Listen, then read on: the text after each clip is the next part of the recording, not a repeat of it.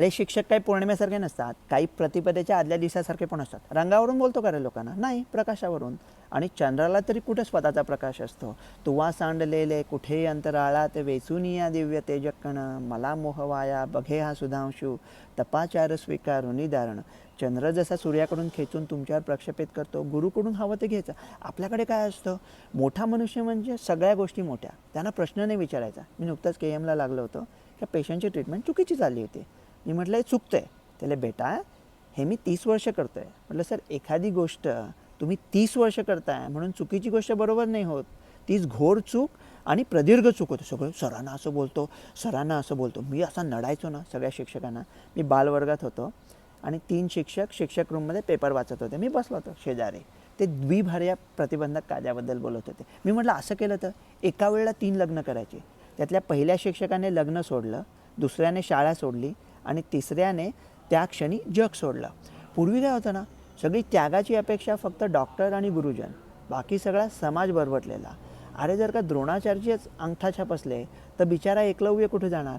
पण आता एक कोचिंग क्लास वगैरेमुळे ना थोडा शिक्षकांच्या खिशात पण पैसा खुळखुळतोय. चांगलं येते. आमच्या लहानपणी एका शिक्षकाला लॉटरी लागली होती. सगळे पत्रकार पोचले. मग गरीब विद्यार्थ्यांकरता काय करणार आहात? मी म्हटलं सांगा ना त्यांना, अरे कुत्तुब बसंती के सामने नाचो मैं चला, 2-3 विद्यार्थ्यांना घेऊन काठमांडूला जुगार खेळायला.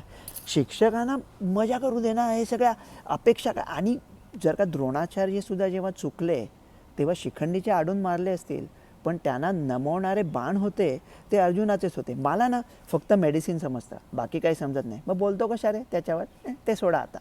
तर मेडिकल एज्युकेशन करता माझी एक छान आयडिया आहे. डॉक्टर्स करता आमची ती CMV वगैरे असते ना, म्हणजे फार्मा कंपनीच्या पैशाने दारू प्यायची आणि मी काहीतरी ओकल्यासारखं गिरगिट रंगीत लिहिलेलं, ते सगळं फालतू आहे. समजा तुमचे 2 पेशंट आहेत, सावळ्या तांडेल आणि मुमताज महल. दोघांना अस्थमा आहे. अस्थमा असला तरी वेगवेगळा आहे. सावळ्याचा अस्थमा सर्वात जास्त कोणाला माहिती आहे? सावळ्याला. मग तो सावळ्याकडून शिका आणि मग त्याच्यावर विजय मिळवा. शिष्यादिच्छेद पराजय म्हणतात तसं. गुरुचा आदर करण्यापेक्षा आदर करण्यासारखे जे लोक असतील त्यांना गुरु बनवा. आणि अपेक्षा तुम्ही कमी ठेवल्यात ना तर अपेक्षाभंगाचं दुःख कमी होईल.